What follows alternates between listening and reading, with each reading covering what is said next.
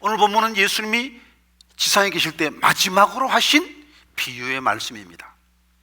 근데 그 내용이 심판에 관한 내용입니다. 양과 염소의 비유인데, 양과 염소를 구분하듯이 우리 주님께서 재림하셔서 하늘과 땅의 모든 권세를 가지고 이 세상을 심판하실 때 의인과 악인, 영생의 얻을 자와 영벌의 찰 자를 딱 갈라놓는다는 것입니다. 중간은 없습니다. 여러분은 어느 쪽에 속해 있을까요? 팔레스타인 지역은 목축을 많이 하죠. 그런데 가만 보면 양과 염소를 같이 섞어 키웁니다. 양 숫자의 한 3분의 1 정도 되는 숫자, 염소를 같이 키웁니다. 왜 같이 키울까요? 이유가 있다고 합니다. 양은 굉장히 겁이 많아요. 그런데 양을 이렇게 방목을 하다 보면 다른 곳으로 이동해야 될 텐데 경우에 따라서는 낭떠러지나 비탈이 있는 위험한 지역을 통과할 때도 있습니다. 그런데 위험한 곳은 양이 겁이 많아서 가려 하지 않는 겁니다. 목자가 아무리 가자고 인도해도 말 안 듣는 거예요.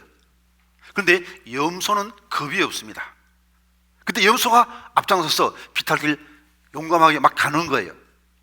양은 겁은 많지만 또 다른 동물이 하는 것을 흉내내는, 잘 따라하는 그런 습관이 있습니다. 그래서 염소가 그 좁은 곳 시시하게 지나가면 양도 뒤따라서 간다는 거예요. 그래서 원하는 목적지까지 이동할 수가 있습니다. 또 양은 풀을 뜯어 먹을 때 다 자란 잎사귀만 먹는 것이 아니고 줄기까지, 뿌리까지 먹는 습성이 있습니다. 그래서 그냥 그대로 두면 양이 한번 지나가면 완전히 황폐화되려고 맙니다. 초장이. 그런데 염소는 다 자란 풀만 먹습니다. 그래서 염소 양을 한 대 섞어두면 염소가 다 자란 풀만 먹고 쑥쑥 지나가니까 양도 뒤따라가서 그냥 다 자란 풀만 먹고 따라가서 초장이 이렇게 보존이 된다는 것입니다. 또 팔레스타인 지역은 한낮은 굉장히 뜨겁습니다. 햇빛이 뜨겁습니다. 그 대신에 습도가 거의 없기 때문에 그늘에만 들어가면 시원하거든요. 그래서 한낮에는 더운데 양들이 모여 있는 거예요. 서로서로 모여서 다른 양 그림자에 자기 머리를 집어넣어서 시원하려고 양이 모여 있는 겁니다. 양은 열이 많은 짐승인데 더운 여름에 이렇게 한꺼번에 모여 있으니까 피부병이 발생하죠. 그때 염소가 하는 역할이 있습니다. 염소는 양들이 사이좋게 한데 모여있는 꼴을 못 봅니다. 심술이 나서. 그래서 한데 모여서 가서 뿔로 들이받아가지고 흩어버리는 것입니다. 그래서 이 피부병을 예방할 수 있다는 것입니다. 이렇게 여러 가지 유효함이 있기 때문에 한때 섞어서 키우는데, 단 밤이 되면 따로따로 양은 양우리에 염소는 염소우리에 집어넣습니다. 왜냐하면 양은 열이 많고 추위에 강하지만 염소는 추위에 약합니다. 그래서 같은 우리에 넣을 수가 없는 거예요. 그래서 저녁이 되면 양은 양대로 염소는 염소대로 딱 깔아놓는 것입니다. 그것처럼 최후의 심판 때 딱 두 부리로 영생 얻을 자와 영벌의 찰 자, 천국 갈 자와 지옥 갈 자가 딱 구분된다는 것입니다. 나는 어디에 속할까요? 굉장히 심각한 문제가 아닐 수 없습니다. 오늘 본문이 최후의 심판에 관한 비유인데, 사실 앞부분에 양과 염소에 관한 것은 비유지만 뒷부분에 있는 심판의 내용은 거의 실제로 볼 수 있습니다. 예수님이 실제로 이와 같이 심판하신다는 것입니다. 그런데 그 심판의 내용이, 야, 너 예수 믿느냐? 뭐 교회 다녔느냐? 뭐 세례 받았느냐? 그걸 묻는 것이 아니고 행위로 심판하신다는 것입니다. 자, 영생에 들어간 사람은 왜 영생에 들어갔습니까? 35절에서 36절 같이 읽어봅니다. 내가 줄일 때 너희가 먹을 것을 주었고, 목마를 때 마시게 하였고, 나그네 되었을 때 영접하였고, 헐벗을 때 옷을 입혔고, 병들었을 때 돌보았고, 어디 갔을 때 와서 보았느니라. 예수님이 공경에 처했을 때 도와주었기 때문에, 선행했기 때문에 영생에 들어간 겁니다. 그럼 영벌에 찰 때는 왜 영벌에 들어가는 벌을 받았겠습니까? 42절에서 43절까지 같이 읽어봅니다. 내가 줄일 때 너희가 먹을 것을 주지 아니하였고, 목마를 때 마시게 하지 아니하였고, 나그네 되었을 때 영접하지 아니하였고, 헐벗을 때 옷 입히지 아니하였고, 병들 때와 옥에 갔을 때 돌보지 아니하였느냐 하시네. 마땅히 해야 할 바를 하지 않았기 때문에, 해서는 안 될 일 하는 것도 죄지만 해야 할 일을 하지 않는 것도 죄라는 것입니다. 영불에 처한 지옥에 가는 사람들의 죄목은 마땅히 해야 될 일을 하지 않았기 때문이라는 것입니다. 이 말씀을 얼핏 보면 사람이 구원받는 것은 행위로 구원받는 것이구나, 그렇게 생각이 쉽습니다. 그런데 그것은 아니죠. 성경은 분명히 구원은 믿음으로 받는다고 하고 있습니다. 에베소 2장의 말씀을 같이 봅니다. 너희는 그 은혜에 의하여 믿음으로 말미암아 구원을 받았으니 이것은 너희에게서 난 것이 아니요 하나님의 선물이라. 행위에서 난 것이 아니니 이는 누구든지 자랑하지 못하게 함이라. 구원은 믿음으로 받습니다. 우리 행위가 구원의 조건이 될 수 없다는 것이죠. 그러나 행위는 구원받은 증거는 될 수 있습니다. 구원받았다면 반드시 행위로 그것을 증명해 보여야 한다는 말씀이죠. 다시 표현하면 진짜 믿음은 반드시 선행을 동반한다는 것입니다. 반짝인다고 다 금은 아니다는 말이 있습니다. 이 말을 바꾸어 표현하면 금은 반짝인다는 의미인 것입니다. 반짝이지 않는 것은 금이 아닙니다. 선행한다고 다 기독교인이냐? 그건 아니에요. 그러나 기독교인은 선행합니다. 선행하지 않는 사람은 기독교인이 아니라는 것입니다. 야고보 2장 말씀 같이 봅니다. 내 형들아, 만일 사람이 믿음이 있노라 하고 행함이 없으면 무슨 유익이 있으리요? 그 믿음이 능히 자기를 구원하겠느냐? 만일 형제나 자매 헐벗고 일용할 양식이 없는데 너희 중에 누구든지 그에게 이르되 평안히 가라, 덥게 하라, 배부르게 하라 하며 그 몸에 쓸 것을 주지 아니하면 무슨 유익이 있으리요? 이와 같이 행함이 없는 믿음은 그 자체가 죽은 것이라. 영혼 없는 몸이 죽은 것 같이 행함이 없는 믿음은 죽은 것이니라. 그러면 여러분의 믿음은 행함이 있는 믿음입니까?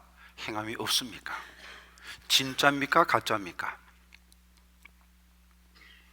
양심이 있고 지각이 있는 사람이라면 나 진짜야 하고 대담하게 나올 수 없을 거예요.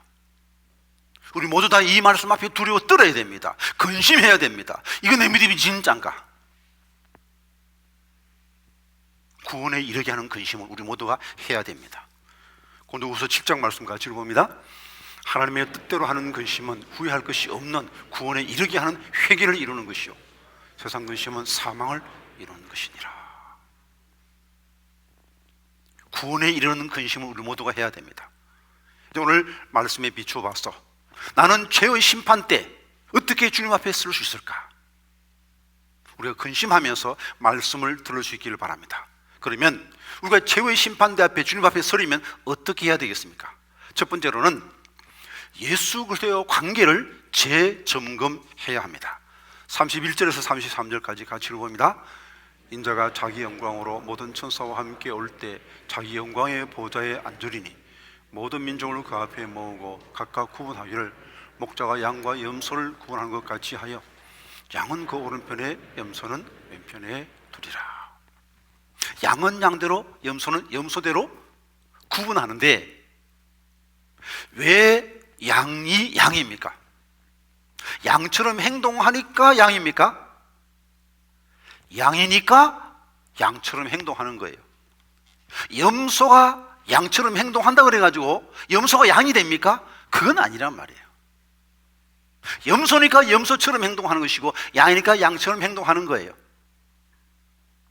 그러므로 내가 양인가 염소인가 그게 중요한 거예요. 어떻게 행동하느냐 그보다 먼저 존재가 중요합니다. 내가 거듭났는가? 존재의 변화는 예수 그리스도 안에 있을 때, 예수를 믿을 때 가능합니다. 고린도후서 5장 17절 말씀 같이 읽어봅니다. 그런즉 누구든지 그리스도 안에 있으면 새로운 피조물이라 이전 것은 지나갔으니 보라 새 것이 되었도다. 그리스도 안에 있으면 예수를 믿으면 새로운 피조물이 된다는 것입니다. 중생한다는 것입니다. 변화된다는 것입니다. 새로운 피조물이 되고 새로운 피조물답게 살아야 한다는 것입니다. 그러므로 새로운 피조물답게 살겠다고 결심하기 전에 내가 새로운 피조물이 되었느냐 그것을 먼저 확인해야 되겠죠.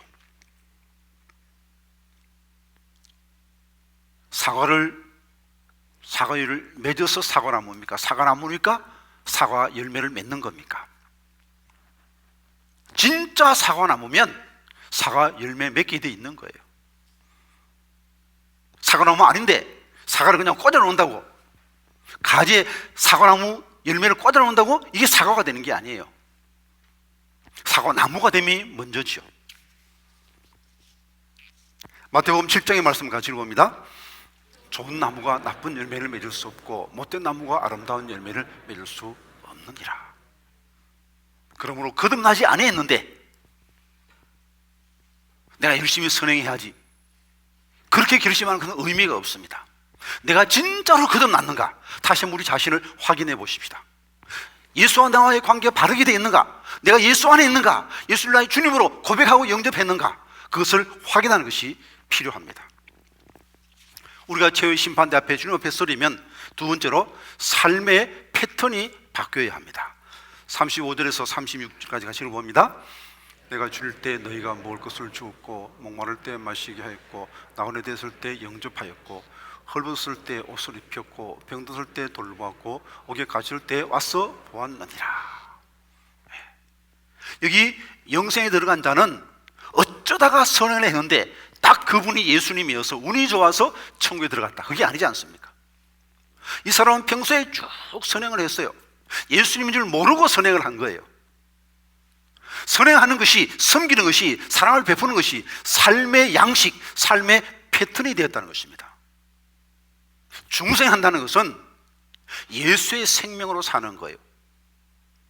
예수님의 십자가와 연합하여 죄에 대해서는 죽고 정과 욕심에 대해서는 죽고 부활하신 예수 그리스도와 연합하여 예수의 생명을 사는 것입니다. 때문에 중생한 사람은 예수님의 말씀에 순종합니다. 예수님을 따라갑니다. 예수님이 우리를 섬기셨듯이 우리 또한 주님을 섬기는 것이죠. 왜 예수 믿는 사람이 이렇게 섬겨야 됩니까? 좀 억울한 생각이 듭니까? 전혀 억울할 일 없습니다. 왜냐하면 예수님이 먼저 우리를 섬겨주셨기 때문에 우리 그 사랑의 빚을 갚고 살면 되는 것입니다. 요한복음 10장 13장 말씀 같이 읽어봅니다. 그들의 발을 씻으신 후에 옷을 입으시고 다시 앉아 그들에게 이르시되 내가 너에게 행한 것을 너희가 아느냐? 너희가 나를 선생이라 또는 주라 하니 너희 말이 옳도다. 내가 그러하다. 내가 주와 또는 선생이 되어 너희 발을 씻으니 너희도 서로 발을 씻어주는 것이 옳으니라. 내가 너희에게 행한 것 같이 너희도 행하게 하려 본을 보였노라. 내가 진실로 너희에게 이르노니 종이 주인보다 크지 못하고 보냄을 받은 자가 보낸 자보다 크지 못하니 너가 이것을 알고 행하면 복이 있으리라. 알고 행하면 복이 있으리라. 유월절 잔치 때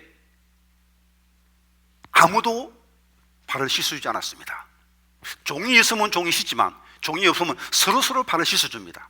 그럴 때 낮은 자가 먼저 높은 자의 발을 씻어주고 높은 자가 낮은 자의 발을 씻어주는 그것이 규례인데 가장 높으신 예수님이 먼저 제자들의 발을 씻어준 겁니다. 이제 제자들이 예수님의 발을 씻어드릴 차례죠. 이때 주님께서 저기 작은 자의 발을 씻어주라, 주님이 부탁하신 겁니다. 그러니까 이제 우리는 예수님께 사랑의 빚을 진 자입니다. 예수님이 내 발 씻어주는 게 이제 우리가 예수님의 발을 씻어줘야 할 텐데 예수님께서 지극히 작은 자 곧 나이니 너희 중에 있는 지극히 작은 자의 발을 씻어주라 말씀하시는 것입니다. 때문에 억울할 것도 없죠. 나는 이미 받을 거 다 받았잖아요. 빚 졌으니까 갚는 거 당연하지 않습니까? 그러면 늘 어떻게 이 빚을 갚지? 빚진 사람은 늘 마음에 부담이 있어야 되죠. 빚 갚아야 될 텐데 어떻게 빚 갚을까? 나름대로 계획하고 계속 빚을 갚아 나가야 되죠. 엄청난 예수님의 이 사랑의 부채 어떻게 다 갚을까요? 갚아도 다 못 갚아요. 계속 갚으려고 애를 써야 됩니다. 아브라함이 하나님께 큰 복을 받았죠. 부지 중에 천사를 대접하고 그리고 내년에 사라에게 이삭이 태어나리라는 아들을 낳으리라는 큰 축복을 받게 됩니다. 어쩌다가 운 좋게 천사를 대접한 게 아니에요. 부지 중에 천사를 대접한 거예요. 천사 셋이 왔는데 그중에 둘은 천사고 한 명은 성육신 하기 전에 그리스도였습니다. 바로 하나님을 섬긴 거죠. 왜? 아브라함은 평소에도 나그네를 쭉 대접했습니다. 자기 집을 스쳐 지나간 나그네를 그냥 보낸 적이 없어요. 늘 잘 봉양했어요. 그러다가 부지중에 천사를 대접하고 하나님을 대접하게 된 것이죠. 그러므로 섬김이 삶의 패턴이 되어야 합니다. 그리고 이렇게 섬김에 살면 하나님께서 계속 섬길 수 있도록 우리에게 부어주시겠다고 약속하고 있습니다. 누가복음 6장의 말씀을 같이 봅니다. 주라, 그리하면 너에게 줄 것이니 곧 후히 되어 누르고 흔들어 넘치도록 하여 너에게 안겨주리라. 아이고, 코로나19로 우리도 힘든데 어떻게 남을 도와줍니까? 그렇게 생각하지 마십시오. 우리가 주면 하나님께서 채워주시겠다고 약속하고 있습니다. 그래서 늘 베풀고 늘 주고 늘 섬기면서 하는 섬김의 삶, 사랑의 삶이 패턴이 되는 복된 성도님들 다 될 수 있기를 간절히 기원드립니다. 우리가 최후의 심판을 대비하기 위해서는 세 번째로 예수님을 섬기듯 작은 자를 섬겨야 합니다. 37절에서 40절까지 같이 읽어봅니다. 예, 의인들이 대답하이르되 주여, 우리가 어느 때 주께서 줄이신 것을 보고 음식을 대접하였으며 목마르신 것을 보고 마시게 하였나이까? 어느 때 나그네 되신 것을 보고 영접하였으며 헐벗으신 것을 보고 옷 입혔나이까? 어느 때 병드신 것이나 옥에 갇히신 것을 보고 가서 배웠나이까 하리니, 임금이 대답하여 이르시되 내가 진실로 너희에게 이르노니 내가 여기 내 형제 중에 저기 작은 자 하나에게 한 것이 곧 내게 한 것이니라 하시고, 저기 작은 자에 한 것이 곧 내게 한 것이다. 지금 작은 자가 바로 나다. 지금 작은 자가 바로 내 형제다. 그러니 나를 사랑하느냐? 그럼 내 형제를 사랑해라. 주님께서 이렇게 말씀하고 계시는 것이죠. 요한일서 4장의 말씀 같이 읽어봅니다. 우리가 사랑하면 그가 먼저 우리를 사랑하셨습니다.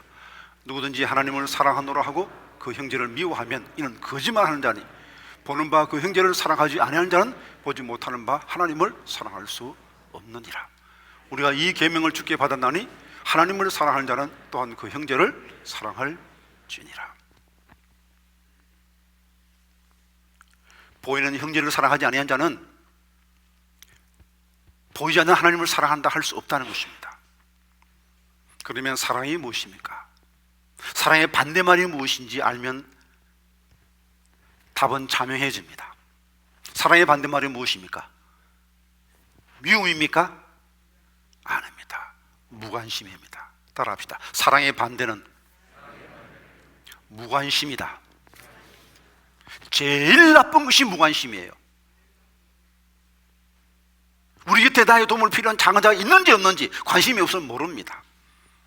누가복음에 보면 부자가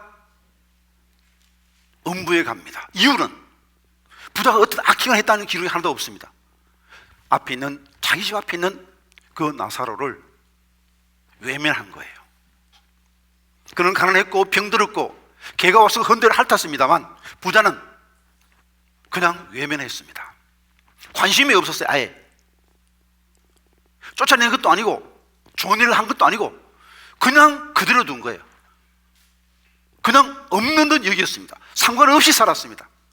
그것이 부자가 음부에 빠진 죄명입니다. 우리 곁에 있는 우리의 도움을 필요한 작은 자를 우리가 외면하고 무관심하면 하나님을 사랑하지 않는 겁니다. 하나님을 사랑하지 않는 자가 어떻게 하나님 나라에 갈 수 있겠습니까?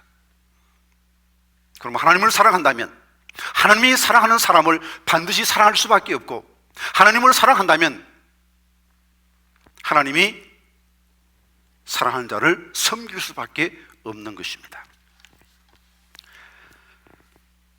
톨스토이의 단편 소설 가운데 구두장이 마틴이라는 소설이 있습니다. 마틴은 낮에는 지하의 방에서 구두를 수선하고 밤이 되면 성경을 읽는 가난하지만 경건한 그리스도인이었습니다.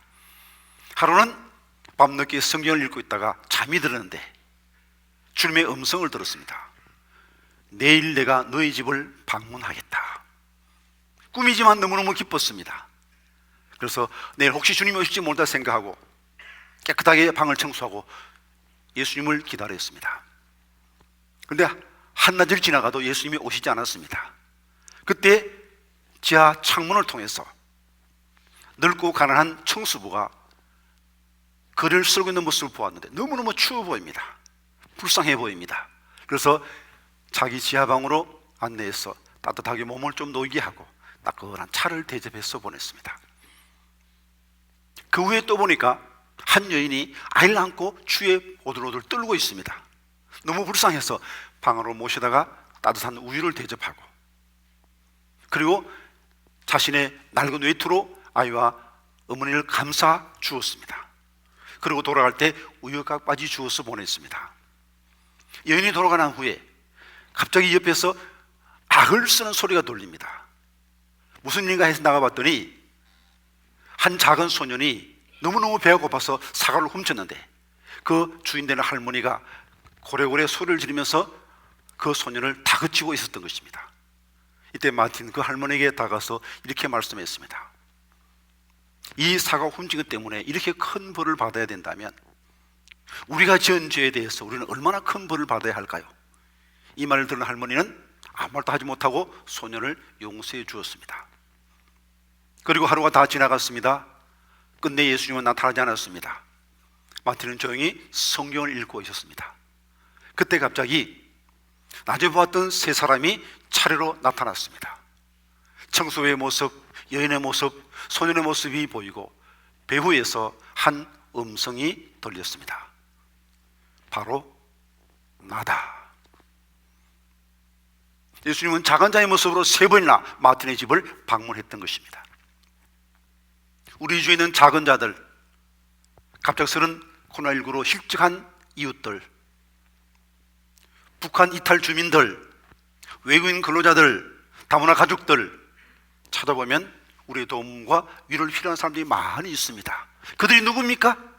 그들이 바로 우리 곁을 찾아오신 예수님입니다. 예수님을 섬기듯 그들을 잘 섬길 때 우리는 최후의 심판대 앞에 주님께로부터 큰 칭찬과 상급을 받을 수 있을 것입니다. 마지막 심판대, 그날을 기억하며 하루하루를 사십시오. 우리는 세상과 다른 사람들입니다. 거룩한 분입니다. 성도입니다. 세상이 다 자기밖에 모르고 이기적 삶을 살아도 우리는 이타적 삶을 살아야 됩니다. 사랑하며 섬기며 주면서 살아야 됩니다.